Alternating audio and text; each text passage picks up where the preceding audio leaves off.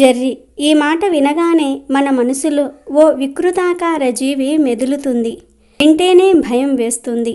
తలచుకుంటేనే అలా భయపడే మనం నిజంగా జెర్రీ మన దగ్గరకు వస్తే ఇక ఆగం. వెంటనే చెప్పు తీసుకొని చంపేస్తాం. ఎందుకంటే విషపూరితమైన ఆ ప్రాణి మనల్ని కుడుతుందేమో అనే టెన్షన్. కానీ జెర్రీలు మనుషుల్ని కుట్టే సందర్భాలు చాలా తక్కువ. జెర్రీ కుడితే ప్రాణాలు పోవు, నొప్పి మాత్రమే ఉంటుంది. దాని విషాన్ని తట్టుకునే శక్తి మనకు ఉంటుంది. సాధారణంగా జెర్రులు రాళ్ల కింద ఉంటాయి. వానాకాలంలో రాళ్ల కిందకు నీరు రాగానే అక్కడ ఉండలేక వేరే ప్రదేశం వెతుక్కుంటూ ఉంటాయి. అలాంటి సందర్భంలో అవి ఇళ్లల్లోకి వస్తాయి. అలా వచ్చినప్పుడు వాటిని జాగ్రత్తగా బయటకు పంపాలే గాని చంపకూడదు అంటున్నారు పరిశోధకులు. జెర్రీని మనం ఏ పేపర్ పైకో ఎక్కించి జాగ్రత్తగా బయట పారేయలేం. ఎందుకంటే అవి చాలా వేగంగా వెళ్తాయి. సెకండ్కు 1.3 అడుగులు వెళ్తాయి. వాటిని దారి మళ్లించేందుకు ఏ కర్రనో ఉపయోగిస్తూ బయటకు వెళ్ళేలా చేయాలి. మన అందరి ఇళ్లల్లో చాలాసార్లు జెర్రీ కనిపిస్తూ ఉంటుంది. చాలా వరకు బాత్రూముల్లోనే ఇది కనిపిస్తూ ఉంటుంది. దీనిని ఇంగ్లీష్లో సెంటిపేడ్ అని పిలుస్తూ ఉంటారు. అంటే శతపాతం అని అర్థం. జెర్రులకు కాళ్ళు ఎక్కువగా ఉంటాయి కాబట్టి వీటిని శతపాదం అని పిలుస్తూ ఉంటారు. సెంటిపేడ్ అనేది చాలా అధిక సంఖ్యలో కాళ్లను కలిగి ఇళ్ల దగ్గర నివసించే కీటకం. ఇది అన్ని సీజన్లో కూడా కనిపిస్తూ ఉంటుంది. ఇది ఒక విషపూరితమైన పురుగు. కానీ ఈ జెర్రులు చీకటి మరియు తడిగా ఉన్న ప్రదేశాలలో నివసించడానికి ఎక్కువగా ఇష్టపడతాయి. అందువల్లే ఇవి ఎక్కువగా వంటగదిలోనికి, బాత్రూంలోనికి వచ్చి మూలల్లో దాక్కుంటాయి. ఈ ప్రదేశాల్లోనే ఎక్కువగా కనిపిస్తూ ఉంటాయి. మరి ఇంతకీ ఈ శతపాదం ఇళ్లల్లోకి వస్తే శుభం జరుగుతుందా, అశుభం జరుగుతుందా, శాస్త్రం ఏం చెప్తుంది అనే విషయాన్ని ఇప్పుడు మనం ఈ వీడియోలో వివరంగా తెలుసుకుందాం. ఫ్రెండ్స్, అంతకన్నా ముందు ఈ వీడియోకి ఒక లైక్ కొట్టి మా ఛానల్ని సబ్స్క్రైబ్ చేసుకొని మాకు సపోర్ట్ చేయండి. జ్యోతిష్య శాస్త్రం ప్రకారం ఈ శతపాదానికి అధిపతి రాహుగ్రహం. రాహువు రహస్య గ్రహం. ఈ గ్రహం ఎవరికైనా అష్టలక్ష్మి అనుగ్రహాన్ని ఇవ్వగలదు.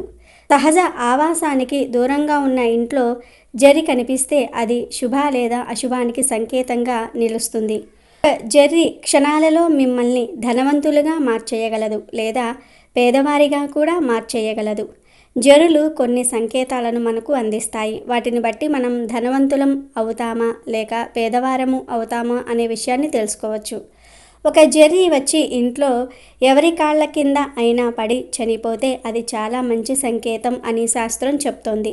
అంటే జెర్రీ అనేది అనుకోకుండా మీ కాళ్ళ కింద పడి చనిపోతే అది శుభ సంకేతం అవుతుంది. అలా కాకుండా జెర్రీ మీకు కనిపించినప్పుడు మీరు కాలితో తొక్కి నలిపేస్తే అది శుభ సంకేతం అవ్వదు. అసలు అలా ఇంట్లోకి వచ్చిన జెర్రీని చంపకూడదు. అసలు నిజానికి ఒక జెర్రీ అనుకోకుండా మీ కాళ్ళ కింద పడి నలిగి చనిపోతే మీకు జరగబోయేది ఏదో పెద్ద ప్రమాదం తొలగిందని అర్థం. అంటే అది శుభ సంకేతమే కదా. కానీ ఒక విషయం గుర్తుంచుకోండి, ఎప్పుడైనా సరే జెర్రీ కనిపిస్తే దానిని కర్రతో తీసి బయటపడేయండి, అంతేగాని చంపవద్దు. ఎందుకంటే జెర్రీ రాహుగ్రహానికి సంబంధించినది. ఉద్దేశపూర్వకంగా జెర్రీని చంపితే రాహుగ్రహం దోషం పట్టుకుంటుంది. కనుక ఎప్పుడూ కూడా జెర్రీని చంపే ప్రయత్నం కూడా చేయవద్దు. ఇక ఇంటి ప్రధాన ద్వారం వద్ద చనిపోయిన జెర్రీ కనిపిస్తే చాలా శుభప్రదం అని శాస్త్రం చెప్తోంది. ఇలా ఇంటి డోర్ దగ్గర చనిపోయిన జెర్రీ కనిపిస్తే మీ ఇంటి మీదకు రావాల్సిన చెడును ఆ జెర్రీ స్వీకరించి చనిపోయిందని అర్థం. రాహువు అనుకూలంగా ఉన్నవారికే ఇలాంటి సంకేతం వస్తుంది. మీ ఇంటిపై ఉన్న చెడు పోయిందని చెప్పే సంకేతం ఇది. ఒకరి చెడు కన్ను ఇంటిపై పడినప్పుడు ఇంట్లో అన్ని సమస్యలు వస్తాయి. కుటుంబ సమస్యలు, తమలో తాము పోట్లాడుకుంటూ ఉంటారు. ఆదాయం కన్నా ఖర్చులు ఎక్కువైపోతూ ఉంటాయి. ఇవన్నీ కూడా చెడు దృష్టి వలన జరుగుతూ ఉంటాయి. మీ ఇంటి డోర్ దగ్గర చనిపోయిన జరి కనిపిస్తే ఆ చెడు దృష్టినంతా కూడా జరి స్వీకరించిందని అర్థం. ఇక మీ ఇంటి తోటలో జరి కనిపిస్తే దాని అర్థం ఏమీ లేదు, దాని వలన ఏమీ జరగదు కూడా. ఎందుకంటే జరులు సహజంగా తోటల్లోనే నివసిస్తూ ఉంటాయి. అలాంటి ప్రదేశాలలో జరులు కనిపించటం సాధారణ విషయం. కానీ తోటల్లో ప్రతిరోజు చనిపోయిన జరి కనిపిస్తే అది అసాధారణం. ఇలా కనిపిస్తే తోటలో ప్రతికూల శక్తులు ఉన్నాయని అర్థం చేసుకోవాలి. ఒక వ్యక్తి కళ్ళల్లో చనిపోయిన జరిని చూస్తే ఆ వ్యక్తికి ప్రమాదం తప్పిందని అర్థం. కలలో చనిపోయిన జరిని చూడటం శుభమే. కలలో చనిపోయిన జరిని చూడటం అంటే ఆ వ్యక్తికి భవిష్యత్తులో వచ్చే ఏదో పెద్ద కష్టం ఆగిపోయిందని అర్థం. అలాగే వాహనాన్ని బయటకు తీసేటప్పుడు జరి కనిపిస్తే జాగ్రత్తగా ఉండాలి. మీరు మీ వాహనాన్ని అంటే కారును లేదా బైక్ను లేదా స్కూటీని తీసేటప్పుడు ఆ వాహనం కింద నుండి జరి వెళ్తే అది మంచి సంకేతం కాదు, అశుభ సంకేతం. ఇలాంటి సంకేతం వచ్చినప్పుడు ఒక అరగంట ఆగి ఆ తర్వాత బయటకు వెళ్ళండి. ఇవే జరి మనకు చెప్పే శుభ అశుభ సంకేతాలు. లక్ష్మీదేవి మీ ఇంట్లోకి వచ్చే ముందు ఈ 2 పక్షులను మీ ఇంటికి పంపుతుంది అని శాస్త్రం చెప్తుంది. ప్రతి మనిషి కూడా ధనవంతుడిగా మారాలని కోరుకుంటాడు. మరి ధనవంతులుగా మారాలంటే మన ఇంటికి లక్ష్మీదేవి రావాలి. లక్ష్మీదేవి అనుగ్రహం కలిగినప్పుడే మనం ధనవంతులుగా మారగలుగుతాం. లక్ష్మీదేవి అనుగ్రహం కలిగినప్పుడు అమ్మవారు మన ఇంటికి వస్తారు. అలా అమ్మవారు మన ఇంటికి వచ్చే ముందు ఖచ్చితంగా కొన్ని సూచనలు పంపిస్తారు. సాధారణ మానవులకు ఈ సూచనల గురించి అంతగా తెలియదు. కానీ ఋషులకు, పెద్ద పెద్ద సాధువులకు ఈ సూచనల గురించి తెలుసు. ముఖ్యంగా లక్ష్మీదేవి ఇంటికి వచ్చే ముందు కొన్ని రకాల పక్షులను మీ ఇంటికి పంపుతుందని శాస్త్రాలలో ఉంది. ఈ పక్షులు మీ ఇంటి దగ్గరకు వస్తే ఖచ్చితంగా త్వరలోనే మీ ఇంటికి లక్ష్మీదేవి వచ్చి మీరు ధనవంతులుగా మారుతారని సంకేతం. కాబట్టి ఈ పక్షులు మీ ఇంటికి వస్తే అతి తొందరలోనే మీరు ధనవంతులుగా మారబోతున్నారని అర్థం చేసుకోండి. మరి ఇంతకీ ఏ పక్షులు ఇంటి దగ్గరకు వస్తే లక్ష్మీదేవి త్వరలో మీ ఇంటికి వస్తుంది అనే విషయాన్ని ఇప్పుడు మనం ఈ వీడియోలో వివరంగా తెలుసుకుందాము. లక్ష్మీదేవి అంటే సాక్షాత్తు ధనానికి అధిపతి. ఎవరికి ఐశ్వర్యం సిద్ధించాలన్నా ఆమె అనుగ్రహంతోనే జరుగుతుందని నమ్మకం. అందుకే అందరూ వివిధ రూపాల్లో ఉన్న లక్ష్మీదేవి పటాలు, బొమ్మలను పూజిస్తూ ఉంటారు. లక్ష్మీదేవి సకల సంపదలకు ఆదిదేవత. ఆ తల్లి అనుగ్రహం ఉంటే చాలు అన్నీ లభిస్తాయంటారు మన పెద్దలు. లక్ష్మీదేవిని చంచల స్వభావి అని కూడా అంటారు. అమ్మవారి అష్టోత్తరంలో చంచలాయే నమః అనే నామం కూడా ఉంది. దీనికి కారణం ఏమిటి అంటే ఏ దేవుని ఉపాసన చేస్తారో ఆ దేవుని తత్వము ఉపాసకుని వద్దకు వస్తుంది. దాని అనుసారంగా లక్షణాలు కనబడుతూ ఉంటాయి. శ్రీ లక్ష్మీ ఉపాసన చేసినచో ధనప్రాప్తి కలుగుతుంది. ఈ ఉపాసన తగ్గినచో అహం జాగృతమై ఆ దేవత తత్వం ఉపాసకుణ్ణి వదిలి వెళ్ళిపోతుంది. అప్పుడు స్వంత తప్పును ఒప్పుకోక మనుషులు లక్ష్మీ చంచలమైనదని అంటూ ఉంటారు. కానీ ఇక్కడ గుర్తుంచుకోవలసిన విషయం ఏమిటి అంటే నిజంగా లక్ష్మీదేవి చంచలమై ఉన్నట్లయితే తను శ్రీ విష్ణువు చరణాలను ఎప్పుడో వదిలేసి ఉండేది. కాబట్టి లక్ష్మి చంచలమైనది కాదు, మన భక్తి చంచలమైనది అనే విషయాన్ని అందరూ తెలుసుకోవాలి. ఎక్కడ అహం ఉంటుందో, ఎక్కడ శుభ్రత భక్తి ఉండదో అక్కడ అమ్మవారు నిలవదు. ధనవంతులుగా మారే ముందు లక్ష్మీదేవి మన ఇంటికి వచ్చే ముందు కొన్ని అదృష్ట పక్షులు మన ఇంటికి వస్తాయని పురాణాలలో ఉంది. మరి ఆ పక్షులలో మొదటి పక్షి కాకి. అవును, కాకిని చాలామంది అశుభంగా భావిస్తూ ఉంటారు, అపవిత్రమైన పక్షిగా భావిస్తూ ఉంటారు. కానీ అది అబద్ధం. కాకి చాలా శుభప్రదమైన పక్షి. లోకంలో కాకులు లేకపోతే చాలా ప్రమాదాలు జరుగుతాయి. లోకంలోని చెడంతా తినే పక్షులు కాకులు. ఒక రకంగా కాకులే పర్యావరణాన్ని శుభ్రంగా ఉంచుతాయని చెప్పుకోవచ్చు. ఇటువంటి కాకి అంటే లక్ష్మీదేవికి చాలా ఇష్టం. అందుకే కాకులను ఎప్పుడూ కొట్టకూడదు. కాకులను కొడితే లక్ష్మీదేవి అనుగ్రహం తగ్గిపోతుందని పురాణాలలో ఉంది.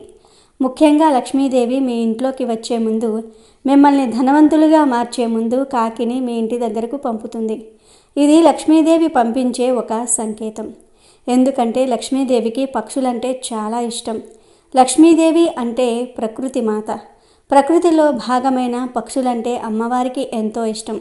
అందుకే అమ్మవారు పక్షులను సంకేతాలుగా వినియోగించుకుంటుంది. కాబట్టి గుర్తుపెట్టుకోండి, మీ ఇంటి దగ్గరకు కాకి వస్తే అది లక్ష్మీదేవి ఆగమనానికి సంకేతం. అంటే కేవలం ఒక్కరోజు మీ ఇంటి ముందుకు కాకి వస్తే లక్ష్మీదేవి వచ్చేస్తుందని అర్థం కాదు. ఒక వారం రోజుల పాటు లేదా నెల రోజుల పాటు రెగ్యులర్గా రోజు సేమ్ టైంకి కాకి మీ ఇంటి ముందుకు వచ్చి అరిస్తే అప్పుడు లక్ష్మీదేవి మీ ఇంటికి వస్తుందని అర్థం. అంతేగాని ఏదో ఒక రోజు కాకి మీ ఇంటికి వస్తే లక్ష్మీదేవి మీ ఇంటికి రాదు. ఇది గుర్తుపెట్టుకోండి. ఒకవేళ ప్రతిరోజు కాకి మీ ఇంటి దగ్గరకు వస్తే మాత్రం ప్రతిరోజు ఆ కాకికి కాస్త అన్నము ఏదో ఒకటి ఆహారంగా వేయండి. అలా వేస్తే లక్ష్మీదేవి మరింత త్వరగా మీ ఇంటికి వచ్చి మిమ్మల్ని ధనవంతులుగా మారుస్తుంది. ఇక లక్ష్మీదేవి మీ ఇంటికి వచ్చే ముందు పంపే రెండవ పక్షి ఏమిటి అంటే చిలుక. అవును, చిలుకలంటే అమ్మవారికి ఎంతో ఇష్టం. చిలుకలు ముఖ్యంగా శుక్రవారం రోజు మీ ఇంటి కిటికీ దగ్గరకు కానీ సింహద్వారం దగ్గరకు కానీ వచ్చిందంటే ఖచ్చితంగా అతి త్వరలోనే లక్ష్మీదేవి మీ ఇంటికి వస్తుందని అర్థం. మీకు ధనప్రాప్తి కలుగుతుందని అర్థం. చిలుకలు శుక్రవారం రోజు కానీ మంగళవారం రోజు కానీ లేదా ప్రతిరోజు కానీ మీ ఇంటి దగ్గరకు వస్తూ ఉంటే త్వరలోనే మీ ఇంటికి లక్ష్మీ అమ్మవారు వస్తారు. మీరు బాగా ధనవంతులుగా మారే అవకాశాలు వస్తాయి. పురాతన కాలం నుండి కూడా చిలుకలు ఇంటికి వస్తే శుభ సూచకంగా భావించేవారు. చిలుకలు ఇంటికి వస్తే లక్ష్మీ కటాక్షం బాగా పెరుగుతుందని పురాణాలలో ఉంది. లక్ష్మీదేవి ఇంటికి వచ్చే ముందు ఖచ్చితంగా ఆ ఇంటికి చిలుకలను పంపుతుందని పురాణాలలో ఉంది. ఆడచిలుక వచ్చినా లేదా మగ చిలుక వచ్చినా అది లక్ష్మీదేవి ఆగమనానికి సంకేతమే. కాబట్టి చిలుకలు రోజు మీ ఇంటి దగ్గరకు వస్తే త్వరలోనే లక్ష్మీదేవి మీ ఇంటికి వచ్చి మిమ్మల్ని కోటీశ్వర్లుగా మారుస్తుందని గుర్తుపెట్టుకోండి. ఆ తరువాతి పక్షులు ఏమిటి అంటే పిచ్చుకలు. పిచ్చుకలు చూడడానికి చాలా చిన్నవిగా చాలా క్యూట్గా ఉంటాయి. ఈ పిచ్చుకలను ఉదయం లేవగానే చూస్తే ఆ రోజంతా చాలా శుభప్రదంగా ఉంటుందని పురాణాలలో చెప్పారు. పిచ్చుకలు ఎవరి ఇంటి దగ్గరకు అయితే ప్రతిరోజు ఉదయాన్నే వస్తూ ఉంటాయో ఆ ఇంట్లోకి అతి త్వరలోనే లక్ష్మీదేవి అడుగు పెడుతుందని శాస్త్రాలలో ఉంది. అంతేకాదు ఎవరి ఇంటి దగ్గర అయితే పిచ్చుకలు గూడు కడతాయే ఆ ఇంట్లోకి ఖచ్చితంగా నెల రోజుల్లో లక్ష్మీదేవి వస్తుంది, ధనవంతులుగా మారుస్తుంది. పిచ్చుకలు చాలా శుభప్రదమైన పక్షులు. పిచ్చుకలు ప్రతిరోజు ఇంటి దగ్గరకు వస్తే ఆకస్మిక ధనప్రాప్తి కలుగుతుంది. పిచ్చుకలు చాలా త్వరగా భయపడిపోతూ ఉంటాయి. ఒకసారి వెళ్ళిన ఇంటికి మళ్ళీ వెళ్ళవు. ఎవరైనా దగ్గరికి వెళ్ళినా తుర్రుమని పారిపోతూ ఉంటాయి. కానీ ఆ భయాలన్నీ వదిలేసి పిచ్చుకలు ప్రతిరోజు మీ ఇంటి దగ్గరకు వస్తున్నాయంటే మాత్రం అది లక్ష్మీదేవి ఆగమనానికి సంకేతం అని అర్థం చేసుకోండి. ఇలా ప్రతిరోజు పిచ్చుకలు మీ ఇంటి దగ్గరకు వస్తే వాటికి బియ్యం గింజలను కానీ మినుములను కానీ పెసలను కానీ వేయండి. అప్పుడు మీకు మరిన్ని శుభ ఫలితాలు లభిస్తాయి. ఇక చివరి పక్షి ఏమిటి అంటే గుడ్లగూబ. గుడ్లగూబ గురించి ప్రత్యేకంగా చెప్పవలసిన అవసరమే లేదు. గుడ్లగూబ అంటే లక్ష్మీదేవి వాహనం. గుడ్లగూబ చూడడానికి భయంకరంగా ఉంటుంది, కానీ ఇది చాలా శుభప్రదమైన పక్షి. లక్ష్మీదేవి ఎవరి ఇంటిలోనికి అయినా సరే వెళ్ళాలంటే ముందు తన వాహనమైన గుడ్లగూబను పంపుతుంది.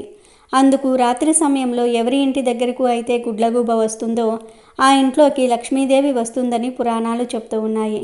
అంటే మీ ప్రతిరోజు రాత్రిపూట మీ ఇంటి ముందుకు లేదా మీ ఇంటి దగ్గరకు గుడ్లగూబ వస్తూ ఉంటే అతి త్వరలోనే లక్ష్మీదేవి మీ ఇంట్లోకి ప్రవేశిస్తుందని, అతి త్వరలోనే మీరు ధనవంతులుగా మారుతున్నారని అర్థం చేసుకోండి.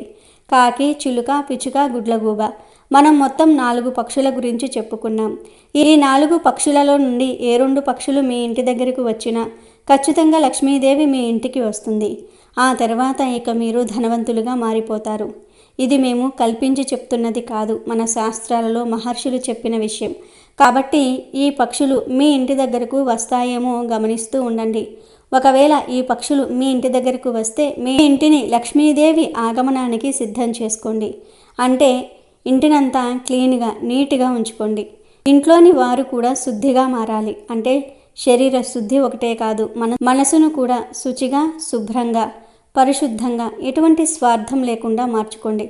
లక్ష్మీదేవికి ఇష్టమైన పనులను చేయండి. అప్పుడు అమ్మవారు మీ ఇంట్లోకి వచ్చి తిష్ట వేసుకుని కూర్చుంటారు, మీ ఇంట్లోనే ఉండిపోతారు. కాబట్టి అమ్మవారిని మీ ఇంట్లోనే నిలుపుకునే ప్రయత్నం చేయండి. మరి తెలుసుకున్నారు కదా, లక్ష్మీదేవి ఇంటికి వచ్చే ముందు ఏ ఏ పక్షులను పంపుతుంది అనే విషయాన్ని. ఈ వీడియో కనుక నచ్చితే ఒక చిన్న లైక్ ఇచ్చి సపోర్ట్ చేయండి. మీరు లైక్ చేయటం వలన వీడియో మరికొంతమందికి చేరడానికి అవకాశం అనేది ఉంటుంది.